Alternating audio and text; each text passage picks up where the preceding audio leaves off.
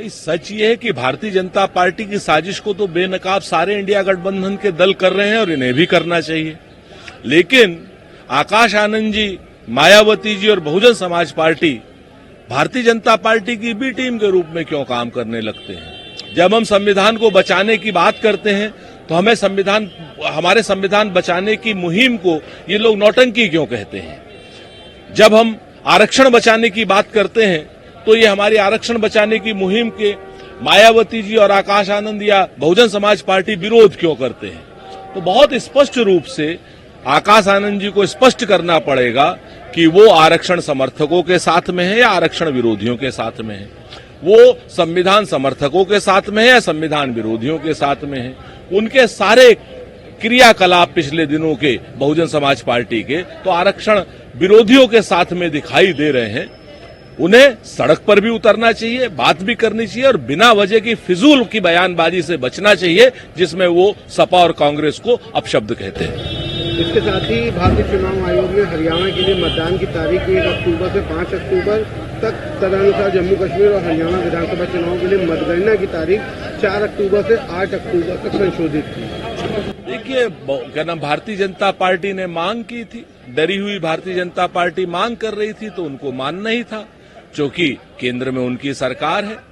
आज की डेट में केंद्रीय चुनाव आयोग कहीं न कहीं उनके दबाव में, तो मैं कहूंगा आरोप लगाता हूं कि काम कर रहा है, तभी तो बगैर किसी पॉलिटिकल पार्टी से कंसल्ट किए हुए उन्होंने मतदान की तारीख चेंज कर दी। क्यों? क्योंकि उनके आका का हुक्म आया था क्या?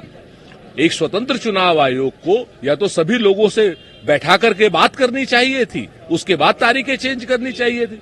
एक तरफा कार्रवाई से स्पष्ट हो जाता है, कहीं न कहीं लगने लगता है कि केंद्रीय चुनाव आयोग कहीं न कहीं सत्ता के दबाव में तो नहीं।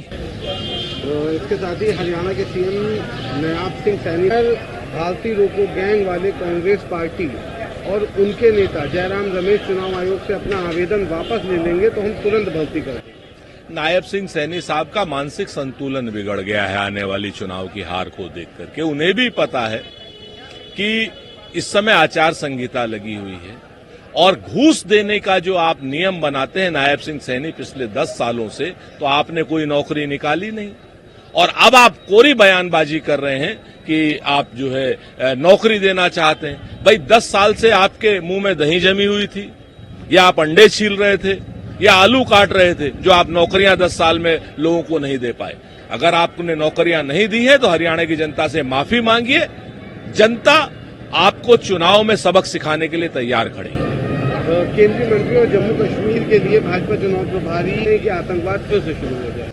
जी किशन रेड्डी को अपने इस बयान के या तो प्रमाण प्रस्तुत करने चाहिए, वरना केंद्र सरकार को चाहिए कि ऐसे अति गंभीर और अति संवेदनशील विषय पर जी कृष्ण रेड्डी का ये जो बयान है ये राष्ट्रद्रोह की श्रेणी में आता है। उनके खिलाफ एफआईआर हो, राष्ट्रद्रोह की एफआईआर हो और उनको जेल भेजा जाना चाहिए। मात्र कुछ चुनाव में कुछ चुनावी वोटों की चिंता के लिए जी कृष्ण रेड्डी अगर कश्मीर को, कांग्रेस पार्टी को और देश के तमाम कांग्रेस के मानने वाले नागरिकों को पाकिस्तान समर्थक कह रहे हैं तो ये देशद्रोह है, ये बहुत नीचता है, बहुत निर्लज्जता है।